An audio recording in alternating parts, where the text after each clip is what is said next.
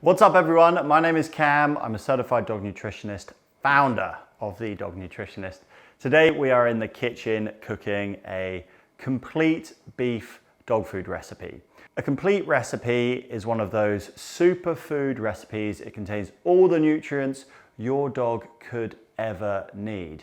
Now, you do not need to be feeding your dog those types of recipes every single day. It's simply not natural to give any living thing all the nutrients that they could ever need, all in one day, every single day. The ideal diet contains variety. So use the recipes that I have either on this channel or in the ultimate homemade dog food handbook that is linked in the description. Alrighty, in terms of what you need to make the food, a chopping board and a knife are imperative. Then you need something to heat up the food if you are going to be cooking it. One of these pots to steam the squash, the grater. I do not cook the veggies in my dog's diet all the time. I just grate them in raw, much quicker.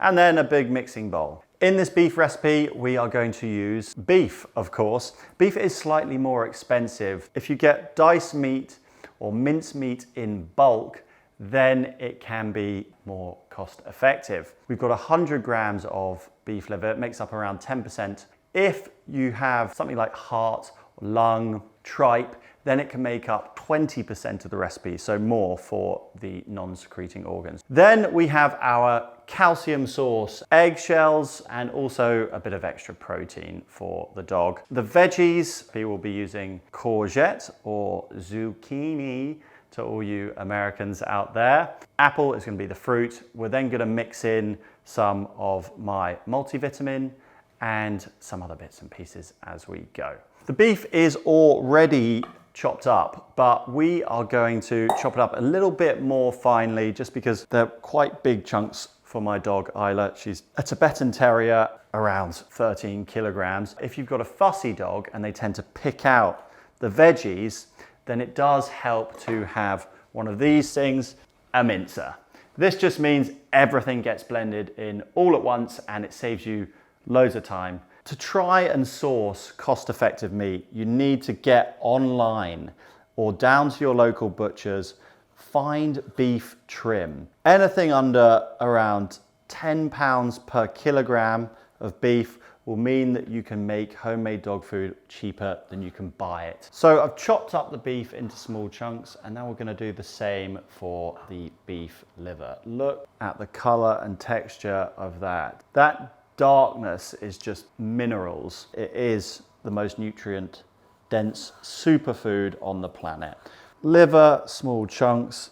Try and find better quality organ meat because it will make such a big difference to your dog's diet. We're gonna get it onto this baking tray, spread it out nice and evenly, put this in the oven, 180 degrees Celsius for around 15 minutes.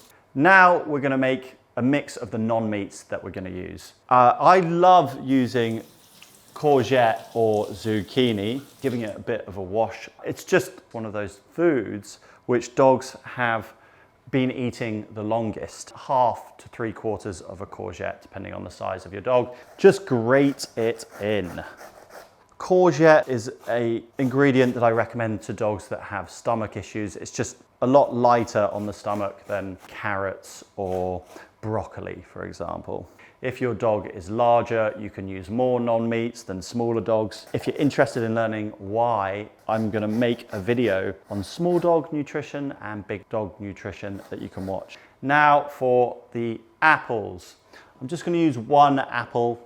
And again, grate this. For those dogs that have summer allergies, apple is a recommended ingredient. The skin of the apple, high in quercetin, a natural antihistamine, a natural anti-inflammatory as well.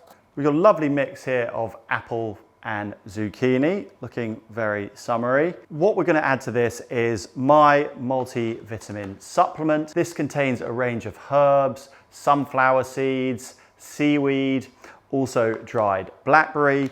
It also has reishi mushroom and spirulina, so superfoods. It's just a quick way to complete the meal. Sort of tablespoon to the veggie mix.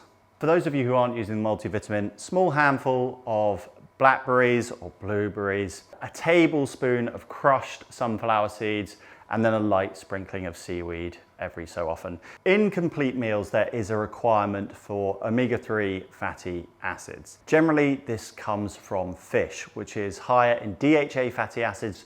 Those are the ones that provide all the health benefits. I am going to be using salmon.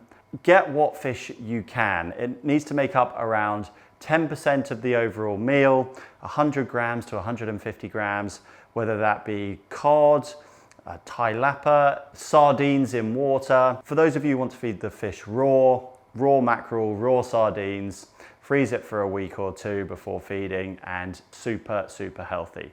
I'm gonna put half of a salmon fillet into the oven with the beef. Today I'm gonna be using egg shell as the calcium source. For those of you who are raw feeders, just feed 1 medium-sized raw meaty bone per kilogram. For Americans, that is 1 small raw meaty bone per pound of food.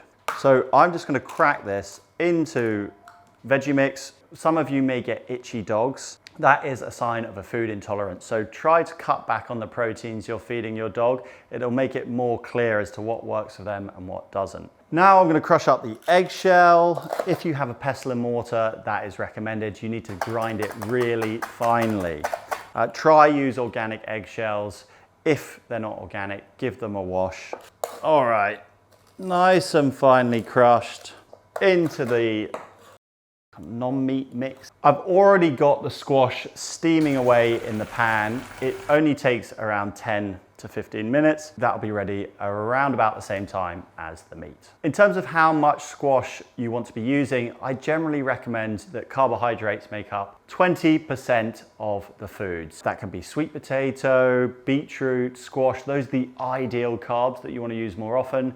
Sometimes you can use white rice and white potato. Okay, if you're using beef, which has a fat percentage of 5 or lower, you'll need to add a tablespoon of extra virgin oil, whether that be olive, coconut, MCT oil, per kilogram or per 2 pounds of food that you make.